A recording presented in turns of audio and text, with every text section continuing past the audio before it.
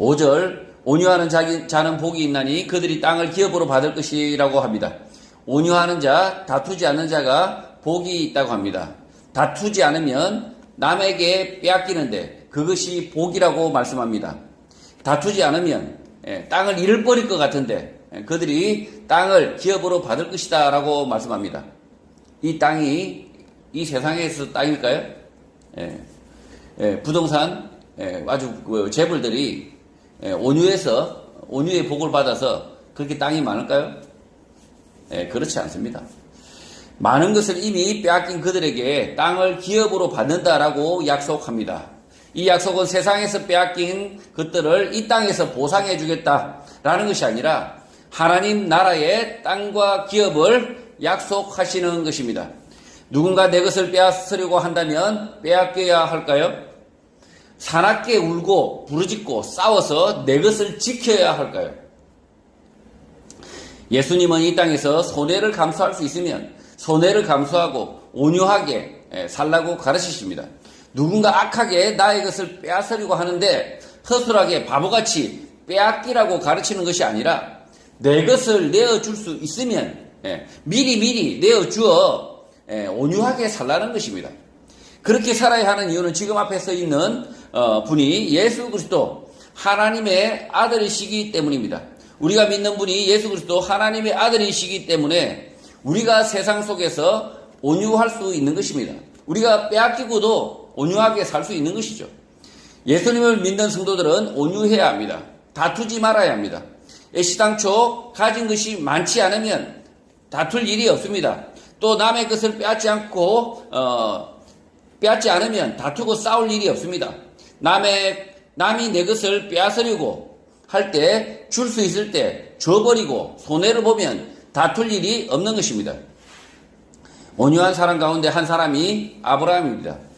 조카 롯과 먹을 우물물로 다툴 때에 아브라함은 자신이 먼저 양보를 합니다.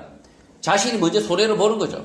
조카 롯이 좋은 땅을 선택하여 차지할 때 아브라함은 척박한 땅으로 옮겨가 손해를 봅니다. 자신들의 아브라함의 양떼에 먹일 물이 없고 그러면 어떻게 됩니까? 양떼가 줄겠죠. 이렇게 손해를 보는 것이 온유하다라고 지금 말씀하고 있는 겁니다. 그러나 좋은 땅을 선택한 조카 롯은 점점 살기 편한 곳, 점점 더 좋은 곳으로 옮겨가더니 소돔성에 들어갔고 소돔성의 유황불 멸망으로 겨우 자신과 딸의 목숨만을 부지하는 결과를 낳은 것입니다. 그 많은 양떼들과 좋은 우물물이 있는 땅을 찾아갔지만 조카 롯은 겨우 그 많은 양떼를 다 잃어버리고 자기 재산을 다 잃어버리고 결국 자기 자신과 부인도 잃어버리고 딸의 목숨만을 부지하는 결과를 낳게 되는 것이죠. 온유하려면 지나친 자신의 욕망을 내려놓아야 온유할 수 있는 것입니다. 한국에서 기독교인들은 개독교라는 비난을 듣습니다. 비난을 듣는 이유는 기독교인들이 지나친 욕심을 가지고 있기 때문입니다. 이 땅의 삶이 다인 줄 악착같이 차지하려는 욕심 때문에 비기독교인들이 혀를 내두르는 것입니다. 이런 개독교인들에게 하나님의 나라의 땅과 기업은 없습니다. 이 땅에서 온통 다 움켜쥐고 살려고 하는데 어떻게 하나님의 나라의 땅과 기업이 있겠습니까? 없겠죠. 그리스도인들은 마땅히 이 땅에서의 삶을 청빈하게 살아야 됩니다. 이 땅의 삶을 내가 잠시 가지고 있는 거죠, 사실은. 잠시 가지고 있고 이것을 다 내어주고 하늘나라로 들어가야 되는 거죠.